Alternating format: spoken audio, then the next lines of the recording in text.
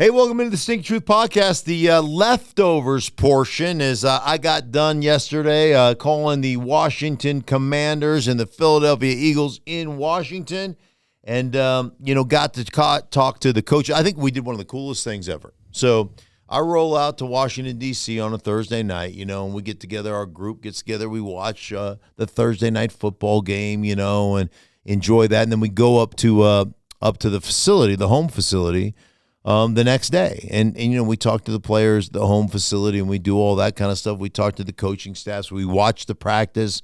And then normally we go to the hotel of the visiting team. But since Philadelphia is 120 miles up the street, we got this wild hair. We're having dinner Friday night, and we said, hey, yeah, you know what? Let's just jump on the train and go up to Philadelphia and meet the Eagles, live and go watch practice. So we called the Eagles and said, yeah, come on up. So we got on the train. We went up to Philadelphia, and it was like riding the rails, Mike. I felt like a hobo. It was awesome, man. I had a great time. And you just get so much of like the relational aspect of it. You get so much more connected when you do things like that. I love traveling by train. Do you? Love it. How much have you traveled by train? Oh, man, I've done some I've done a lot of growing up in the Northeast, Boston down to New York, Boston down to Washington. Yeah. Did a New York to Baltimore once after a Super Bowl. We were snowed in New York and loved to instantly put to sleep. I'm like I'm like a baby in the back seat. We had a blast, man. It was a big time. It was a big time. I loved it. And like I said, you get so much better when you sit there and meet face to face with those guys. So great game. These two teams have put on an entertaining show, high scoring, close football games. The two times that they've met in the last month, but Philadelphia's found a way to make a few extra plays. Is that just perfectly sum up the difference between these two teams? Yeah, well, I think ultimately, a lot of Philadelphia Eagle fans were like mad at me, like you're such a freaking homer and blah blah blah. Ultimately, you're doing a game right between two teams that in week 4 they went into overtime. They played a great game in week 4, and you're looking at, hey man, how is this Washington team? How are they going to be able to compete? Why do they compete? What do they do differently against this Philadelphia team? One thing is proximity rivalry. Ron Rivera talked about. They are so close to us, and there is a real rivalry there. The other thing is accountability. And, you walk in there and you think maybe the Dobbers are going to be down a little bit and stuff. There was an accountability factor with Washington going, like, we haven't met our potential, and we've put ourselves in this position. We own it. And we need to rectify it. And so there's that overall feeling of we haven't played our best and we can play a lot better. And then ultimately, and I love this, sitting down with Eric Bieniemy, their offensive coordinator, and I kind of ripped them in this podcast, the way they haven't picked up blitzes and the way they played against the Giants. And, my former teammate. How was that received? Actually, I was curious about that because last week we talked about how Sam Howell had been sacked like 40 times. On average, like 6-7 times a game. Right. And you ripped into their O-line. I ripped in O-line and coaching. Yeah. So I ripped into how that. Were you received? Well, it was interesting because I walked up and I'm watching practice and their general manager walks up to me and goes, hey man, you get any side eyes from the offensive line? And I think my exact quote was, I don't give a fuck. It's so stink. Right. I mean, what are they going to do? I told the truth. They're mad at me for telling the truth on my podcast. Like, play better. That's my attitude. But I really always like to have these conversations. They're real conversations with Eric Bieniemy. I'm like, dude, you like what you're doing is not putting your guys in a position to have success. And like Eric was the first one to say, man, I've got to coach better. I've got to do a better job of putting my guys in a better position. And they made some changes, man. They dressed their practice squad guy, that's Alex Arma, is a fullback, has been in the league for a long time. They dressed him. They wanted to use him in the blocking game a little bit. They wanted to run the ball a little bit better. They wanted to change the launch point of the quarterback. They wanted to, they wanted to throw the quick game. And Sam Howell was absolutely phenomenal in this game, just phenomenal. And they really changed a lot of what they were doing. I still think they need to run the ball with more efficiency. I think they run the ball. They need more attempts running the ball.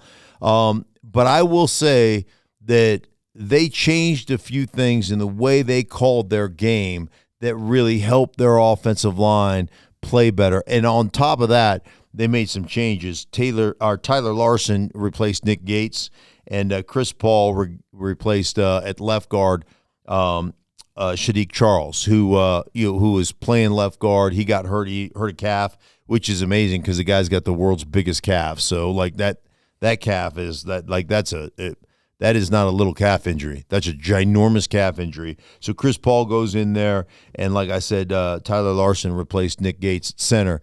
So that made them a little bit stouter up front, a little bit better up front. They executed better up front. But it really comes down to the way you call plays and how you give your guys an opportunity to have success. So tip the cap to Bieniemy for looking at himself critically and saying, I have to be better. Going to Ron Rivera and saying, I need our fullback dressing. I want to do that.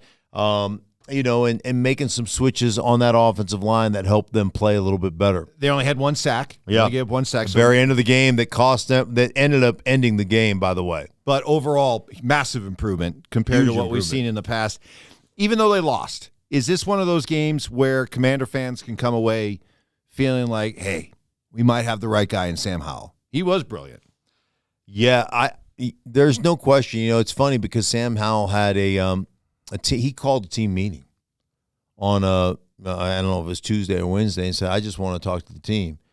And he's a very conscientious guy and a really good leader, Mike, and is a guy that really has an unbelievable skill set to throw the ball. I mean, and he's much quicker and runs around a little bit better than you think, but he operates from the pocket well. They believe in him. Like Ron Rivera, you asked Ron Rivera believes in him. I think also Eric Bieniemy really believes in him, his leadership, his toughness. You can't take 40 sacks and hang in there and not shy away from – he's still not shying away from things. So he's a guy that I think they all believe in. They believe they've found the right guy. Now it's about finding the right offense and protecting him. Like, they are the antithesis of the Eagles. The Eagles, to me, are built from the inside out. Pay no attention to all the skill they have. They've got a ton of skill. They win games up front. Nick Sirianni told me, hey, man, our line of scrimmage is what wins us games, both offensively and defensively. That's how we win games. The Washington Commanders were built from the outside in. They have invested their people in Jahan Dotson and Terry McLaurin, and they've gone out and got Curtis Samuel. That's where they've invested, and to me, like, that's the opposite of the way I would like to see a team invest. And yet they still played an exceptional game on the offensive side of the ball. And Sam Howell made one mistake, and that mistake was, on a 2nd down and 15, instead of throwing the short, shallow cross that would have caught for 4 and probably turned into a 10-yard gain, he tried to push it down and get almost all of the yardage back in one throw, and threw it into a team meeting, got picked off, and that was the only mistake that he made. You think Eagle fan is going to be upset that we spent the first part of this Leftovers podcast talking about Washington? Pissed. Yeah. Pissed. All right, hey, Eagle fans, we saved the best for last. Okay, How there about you go. Look at it that way. There you go. Let's talk about A.J. Brown because I've long felt that most receivers, they're entirely dependent on the quarterback that they're playing with. But every once in a while, a receiver comes along that just plays above the X's and O's. Mm-hmm. Is A.J. Brown one of those guys? Because you're talking about saying an NFL record, 6 straight games over 125 yards receiving. Here are his receiving totals the last 6 weeks. 131, 175, 127, 131, 137, 130 with 5 touchdowns. Yeah. NFL record, 6 straight games over 125 yards receiving. So when you talk to, and this was hard, because like Nick Sirianni waxed poetic about A.J. Brown. And so I'm watching film on A.J., And one thing he does a lot of things well. He's physical. He beats people up off the ball, great releases. But in traffic, contested catches, like he will get the ball. So if the DB's on his back, he doesn't let it come to where the DB can affect it. He is out here, strong hands, so far away from his body, bam, and then he'll go out of bounds with it out there to where you can't flail at it. You can't, you just can't hit it out of his hands. And Nick Sirianni, see, this is where I needed you, because he said he's the prettiest ball catcher I've ever seen. And I thought, don't know if I can say that on TV. Man, this guy, he's such a pretty ball catcher. I'm like, he catches the ball. It's aesthetically pleasing. Like, I didn't know exactly how. Okay. Like, I don't know how. Reach out to me. I don't know exactly how to say that on a television broadcast. I would have brainstormed. He catches pretty balls, this guy. Like, so I didn't, not good, right? But he does such a good thing. And he makes catching balls effortless. Look effortless. Makes catching balls. He catches the ball effortlessly. He's very pretty when he catches the ball. No. You want to stay away from pretty? Yeah, he's pretty. How about he just makes it look easy? He makes it look easy because he does. He does.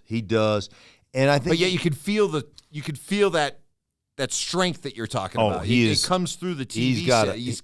He's got a presence about him. And one of the things I loved talking to Nick about AJ is just the details. And he said it's been a big focus on what they're doing right now, the details of playing the game. And he said the week before, he had 3 individual plays that he showed to the team of A.J. Brown. Springing a running back, or springing, I think it was Dallas Goedert on a screen pass for the touchdown because he threw a block. And that's what sprung him the last 8 yards or whatever. Running a route where he is not the primary target, running it so hard and so true that he makes the underneath coverage jump it. He makes guys believe he's getting the ball and opening up routes for other guys. He's like, there was 3 different plays we showed the team. Like, this is what we talk about when we talk about details, understanding the global perspective of this game and how when you do things the right way, it opens things up for others. Details allow talent to shine. How good is that? Details allow talent to shine. Listen, if you take care of the details, right, you're going to at some point be the recipient of somebody else taking care of the details, and your talent will shine.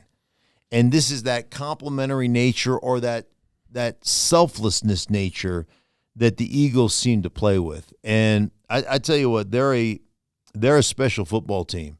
And I do happen to think, honestly, they are the best team in football. And oh, by the way, I'm standing on the football field, and Landon Dickerson and Jordan Mailata walk by me. We're not the same species. Like, those dudes, Mailata is 6'8". They list him at 6'8", 365. My ass. He's 6'8", 380. And Dickerson's 6'6", 6'7", 330, and probably more like 345. They are ginormous human beings.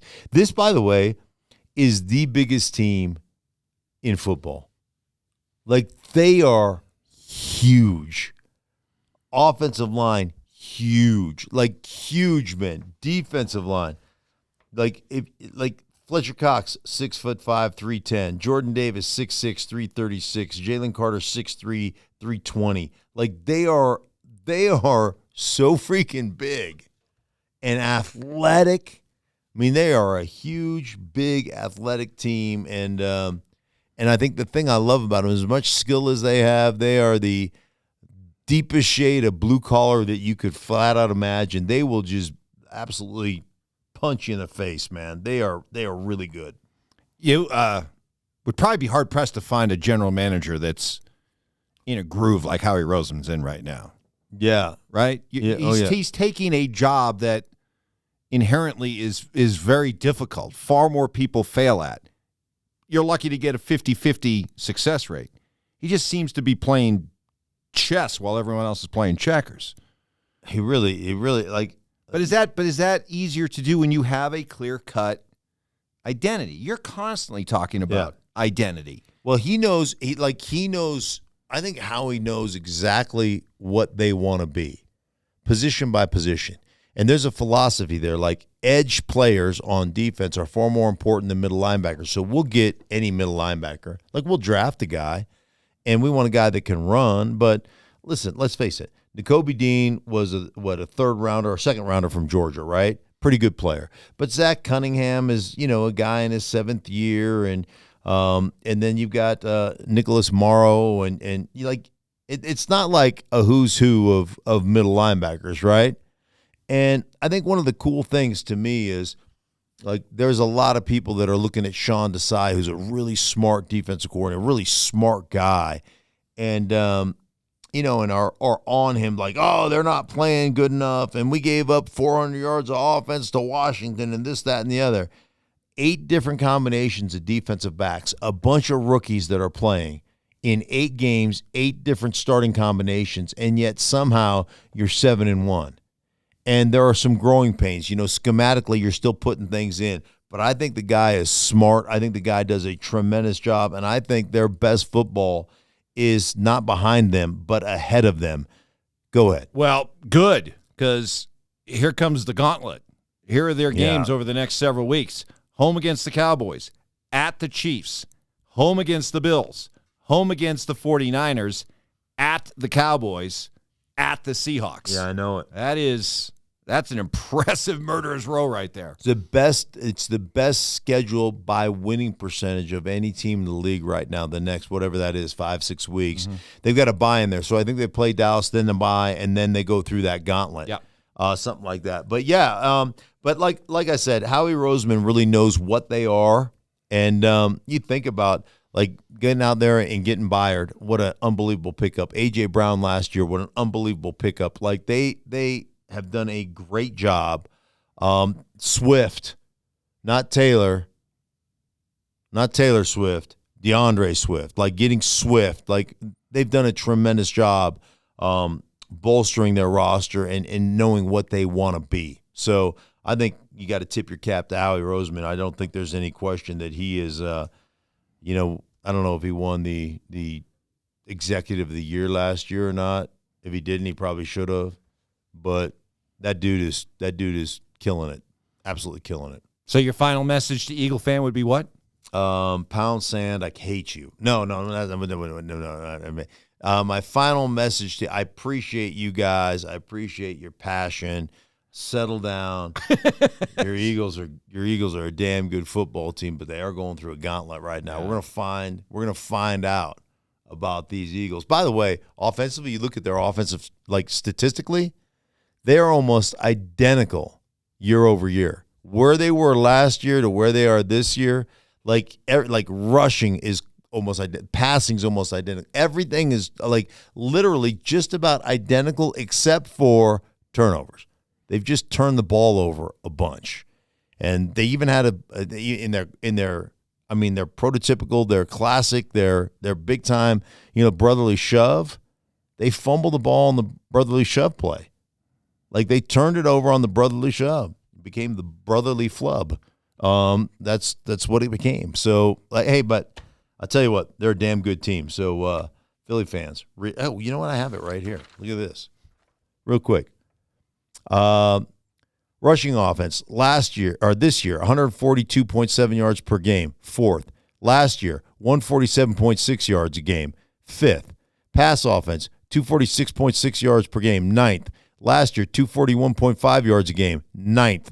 Total offense, 389.3, 3rd. Last year, 389.1, 3rd. I mean, it's like everything is identical except giveaways. They just gave the ball away a bunch. Like, and everybody's like, oh, our offense, Brian Johnson sucks. He didn't know. You guys are the exact same as you were last year. You just turned the ball over. That's all. And that's easily correctable. That's easily correctable. Absolutely. So, absolutely. They're First world problems. First world NFL problems. Hey, we got to stop turning the ball over. Okay. Yeah. Hello. Stop doing that, and you're going to be you continue to be the best team in football. Love them. Love their quarterback. He's stoic. I think this is damn good. I was glad to get to do the game, man. I'm glad I took the train up there.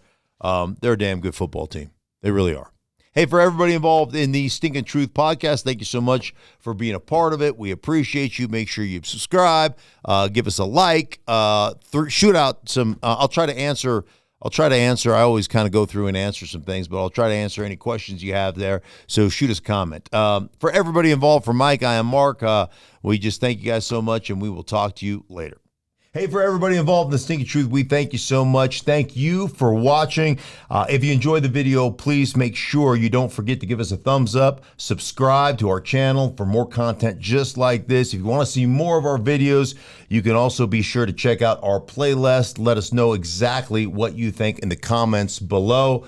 We appreciate you guys so much for being a part of that. Don't forget to follow us on social media to stay up to date on our latest updates. Links are in the description. Thanks again for watching, and we'll see you in the next video.